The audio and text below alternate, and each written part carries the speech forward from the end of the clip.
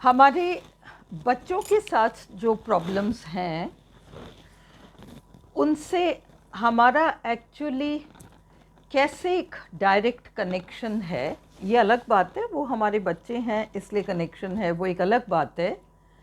परंतु हम उन प्रॉब्लम्स के लिए कैसे ज़िम्मेदार हुए, इस चीज़ को यदि हम समझना चाहें तो फिर हमें साइकोलॉजी के कुछ बहुत बेसिक टर्म्स को समझना पड़ेगा।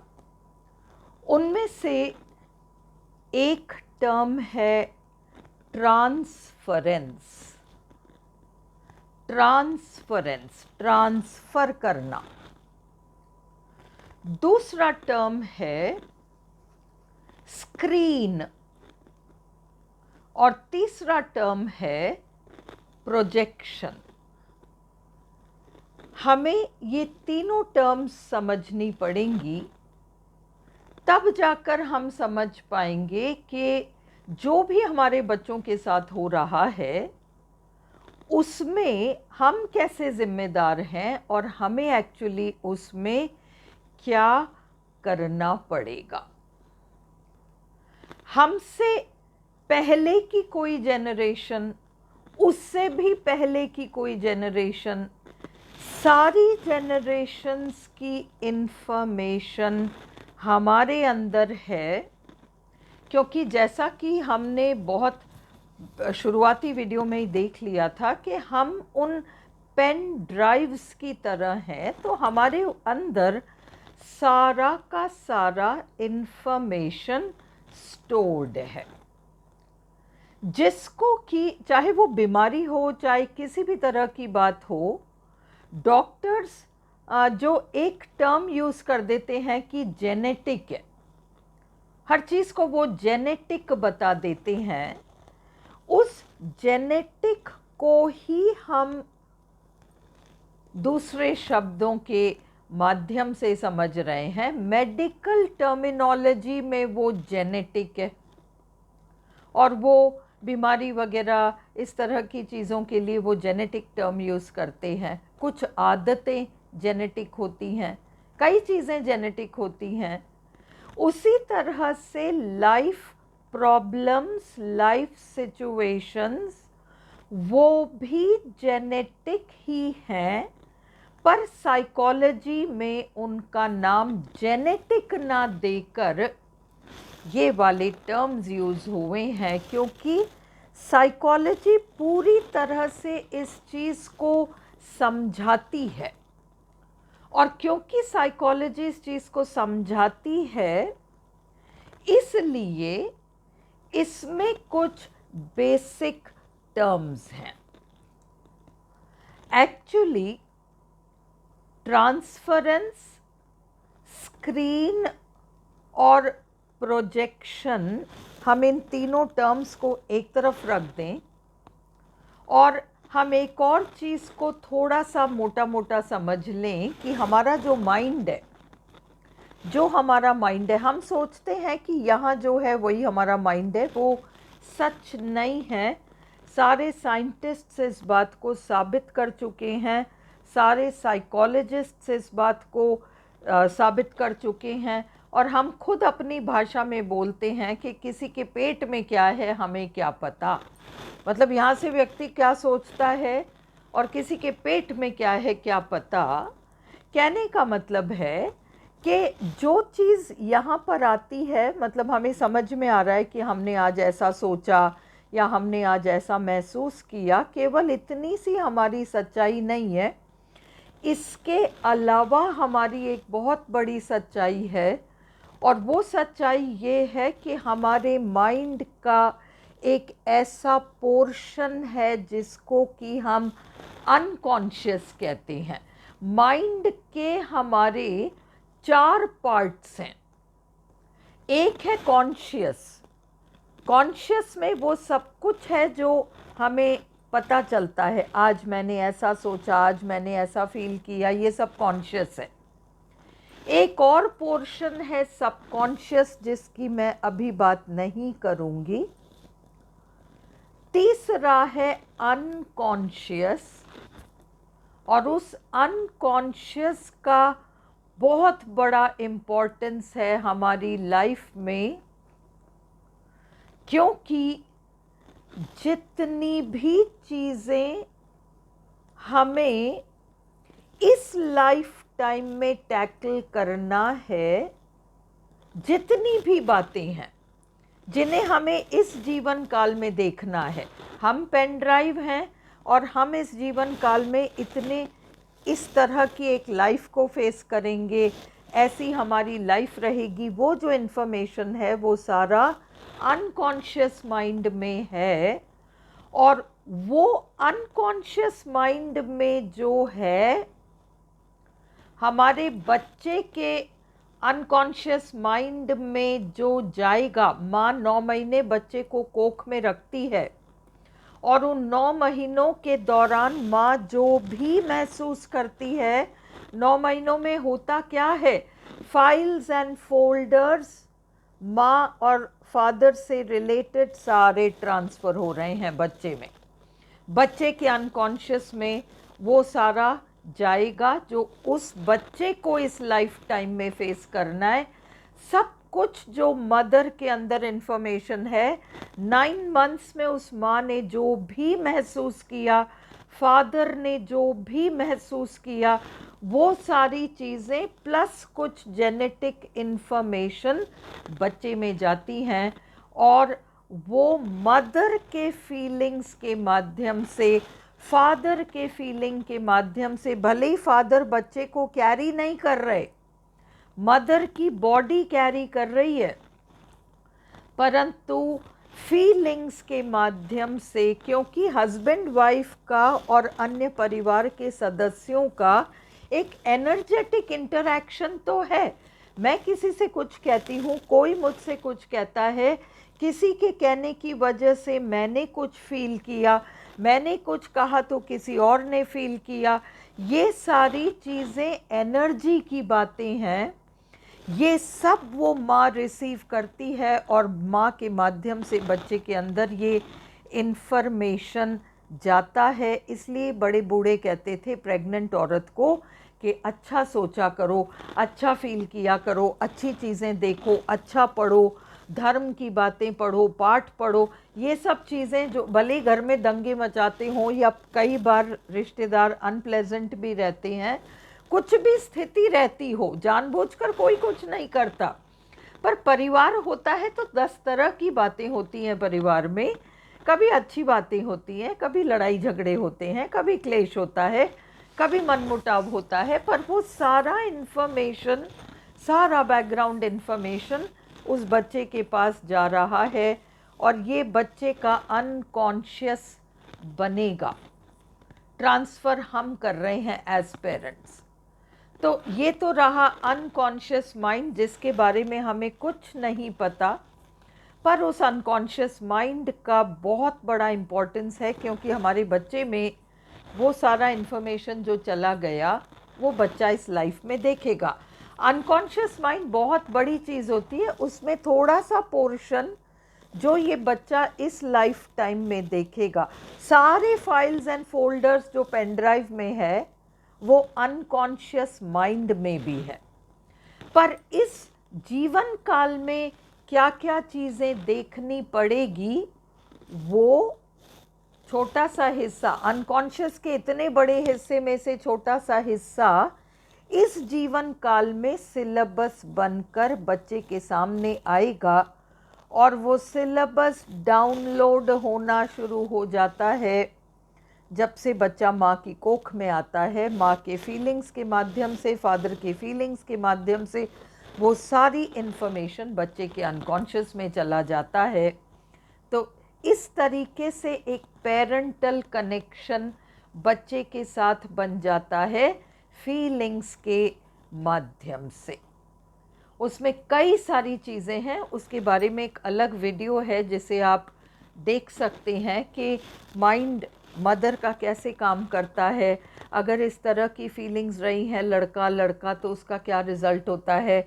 अगर कई फैमिलीज़ में क्या होता है, इकोनॉमिकली वीक रहता है मामला, तो बच्चे को अफोर्ड नहीं कर पाते, तो भी वो बच्चा बड़ा बोझ सा महसूस होता है। भले ही बच्चा चाहिए, पर उस पॉइंट इन टाइम पे आर्थिक कुछ परेशानियां या अन्य परेशानियों की वजह से बच्चा नहीं चाहिए, वो इन्फॉर्मेशन भी बच्चे के पास जाता है। बाद में अडल्ट लाइफ में सुइसाइड और डिप्रेशन और ये सारी चीज़ें लाइफ में बाहर से नहीं आती। वो बच्चा जो शुरू से बहुत सारा इन्फॉर्मेशन ले रहा है, वो जड़ है सारी प्रॉब्लम्स की। तो ये तो अनकॉन्शियस माइंड रहा। ट्रांसफरेंस क्या है? ये जो ट्रांसफ़र हुआ 9 मंथ्स में, सारी जो फाइल्स एंड फोल्डर्स फीलिंग्स के माध्यम से बच्चे के पास जाती रहीं, ये ट्रांसफरेंस है। ट्रांसफ़र हो गया सब कुछ, सारा इन्फॉर्मेशन बच्चे के पास जाएगा। अब ये जो पेरेंट्स हैं, ये बच्चे को जन्म देते हैं, बच्चा पैदा होता है, पैदा होते ही बच्चे का दिमाग विकसित नहीं रहता, पर ट्रांसफरेंस की वजह से, क्योंकि सारी हिस्ट्री बच्चे के अंदर ट्रांसफ़र हो गई, इसलिए जन्म से लेकर लगभग 3 सालों तक, कई केसेस में 5 साल और कुछ एक केसेस में 7 सालों की उम्र तक भी बच्चा अपने आसपास के पूरे माहौल को, बच्चा कुछ नहीं जानता, कोई बातचीत नहीं कर रहा, कुछ भी नहीं हो रहा, पर जो भी हो रहा है उस घर में, वो सारा का सारा इन्फॉर्मेशन बच्चे के पास चली जाएगी। अनकॉन्शियस माइंड के अलावा माइंड का एक दूसरा लेवल है जिसको हम सबकॉन्शियस कहते हैं। बच्चे के उस पोर्शन में छपता जा रहा है, छपता जा रहा है, और ये सब चीज़ें उस बच्चे के अडल्ट लाइफ में घटनाएं बनकर बाहर आएंगी। जो कुछ उस 3 साल, 5 साल, 7 साल के एरिया में जितना कुछ ट्रांसफ़र हुआ है, उनमें से प्रत्येक चीज़ घटना बनकर बाहर झलकेगी किसी न किसी तरीके से। ये है ट्रांसफरेंस। मतलब बच्चे के अंदर जो इन्फॉर्मेशन अप टू एज 3 या 5 या 7, जो कुछ आसपास रहा है, जो भी कुछ मदर ने किया है, जो भी कुछ फादर ने किया है, जो भी कुछ उस घर में हुआ है, सारा का सारा ट्रांसफरेंस के माध्यम से चला गया। ट्रांसफरेंस होने के बाद पेरेंट्स जो हैं, अधिकतर केसेस में 99.9 केसेस में फील करना बंद कर देते हैं। उनकी फीलिंग्स पे ताला लग जाता है, क्योंकि अब उनका बच्चा स्क्रीन बन चुका है उनके लिए। माँ बाप अपनी दबी हुई फीलिंग्स को बच्चे रूपी स्क्रीन में देखेंगे। बच्चा स्क्रीन बनेगा और माँ बाप के दबे हुए फीलिंग्स को दिखाएगा। ये है स्क्रीन। इसको हम फिर कभी डिटेल में थोड़ा देख लेंगे, पर हमारे बच्चे स्क्रीन हैं और उन बच्चों के ऊपर हम हमारी सप्रेस्ड दबी हुई इमोशंस, हमको लगता है हमने महसूस ही नहीं किया। नहीं, हमने ऐसा महसूस ही नहीं किया, हमने ऐसा सोचा ही नहीं, हमने ऐसा महसूस ही नहीं किया, हम ये कहते हैं, परंतु हमने महसूस इसलिए नहीं करा क्योंकि हमारा वो पोर्शन इन्फॉर्मेशन बनकर बच्चे के अंदर जा चुकी है।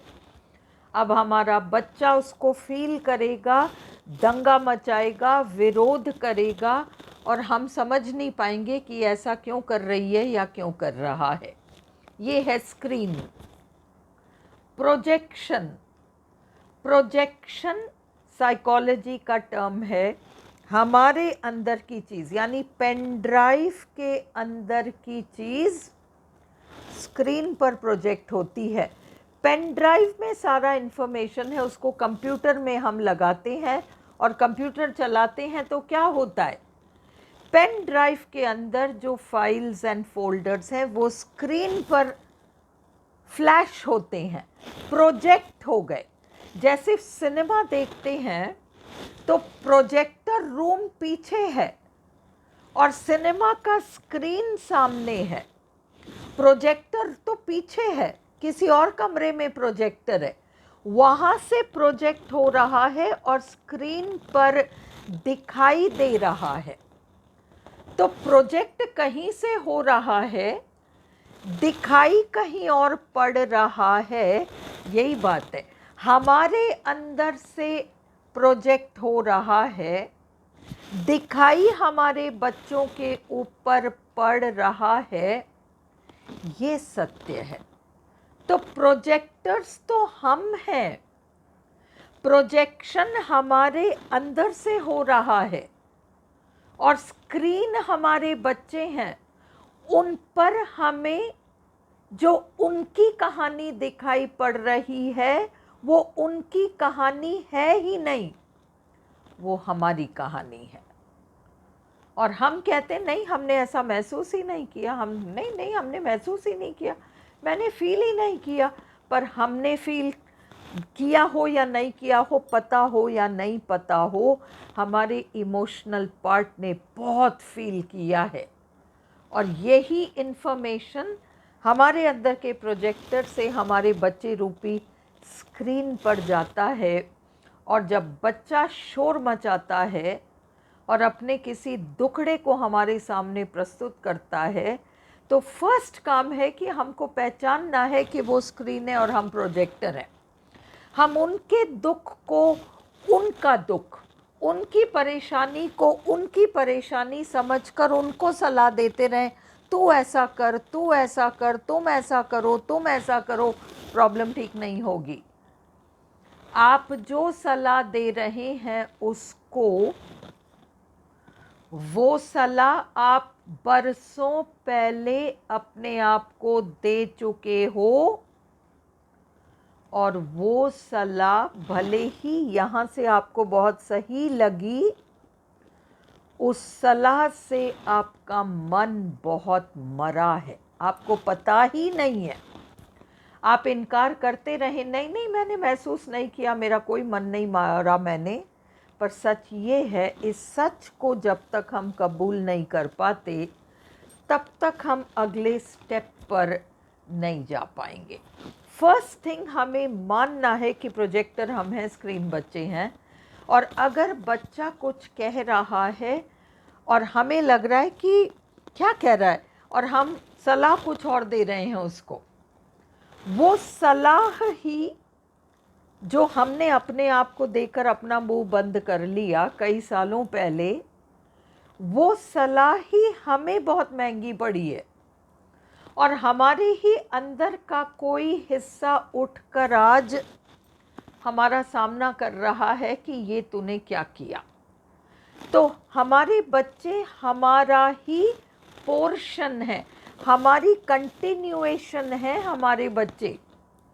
और हमें हमारे बच्चे हमारे एक हिस्से को दिखा रहे हैं जिससे हमको कोई परिचय नहीं था, हमें पता ही नहीं था कि ये भी मैं हूँ, ये हमें नहीं पता था।